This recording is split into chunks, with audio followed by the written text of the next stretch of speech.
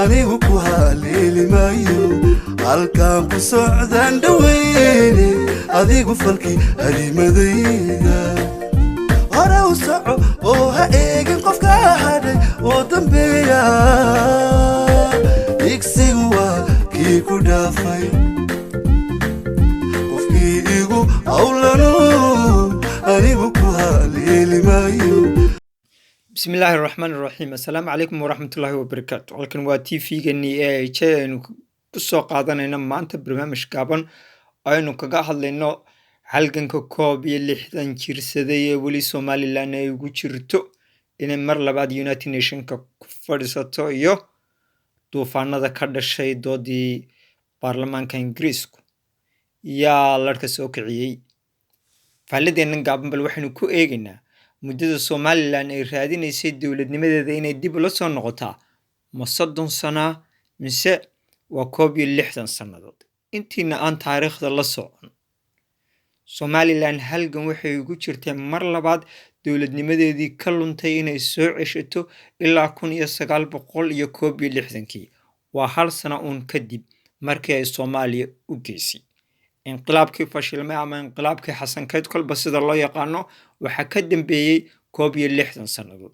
taariikhdu kama bilaabmin 1991 laakiin jiilba jiilbu u soo dhiibay cid kastaana cidda maalinta nolosha ku soo waajahda ayuun bay si ula macaamilaysay.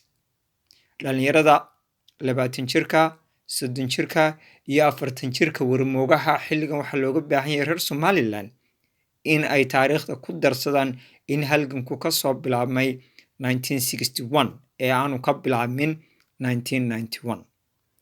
hawlaha isjiidanaya ee midba meel marayaan wuxuu soo kiciyay dad badan oo markii hore qarsoonaa.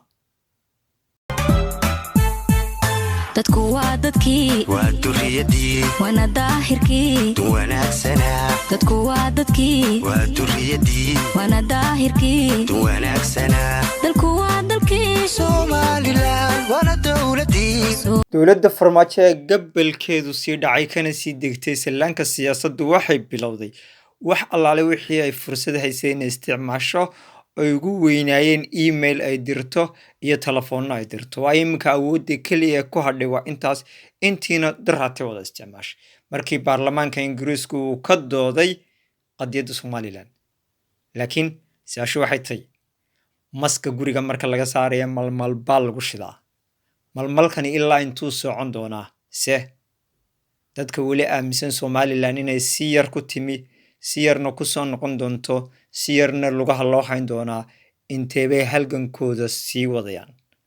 dadka loo jeedaa iyaguna inteebay sii wadayaan halgankooda. nin la sugayo adna yaa sugi waa dood laba qof ka dhaxaysa oo midna daalin yahay midna dooda yahay. ka digtoonow duruufaha siyaasadeed iyo dooga siyaasadda nin tashadayna ma tamar yara. samuhu ma xiriirsanaado xumana abid laguma waro adoo dhexda ka jahidhay marabo xaysku daa xareed ku dabaalata.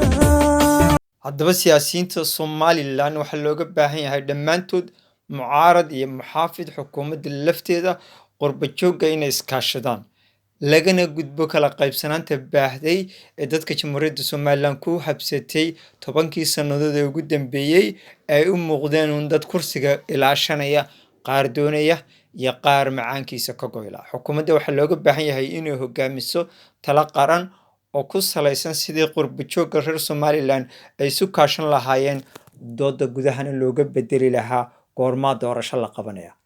xukuumaddu waa inay doorashadii qabataa dalkana waa in lagu hagaag dawlad wanaag. sidaa kaliya ayaa lagaga bixi karaa cadowga mar labaad isa soo kaashanaya ee isaga yeedhanaya qaaradaha adduunka. waa arrinta kaliya ee maanta jamhuuriyadda Somaliland u baahan tahay waxa weeye midnimo maskaxeed. markaasaa midnimada muruquna ay imanaysaa. haddii laakiin dadka lagu mashquuliyo nolol maalmeed iyo doorasho cadowguna wuxuu noqon doonaa kolba mid soo afaysta kana soo kaca hirarkii uu joogay una soo dhawaada halkaad adigu joogto.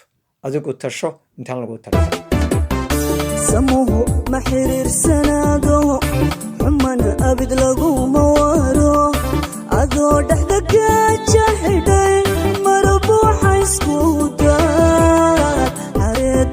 dabaalata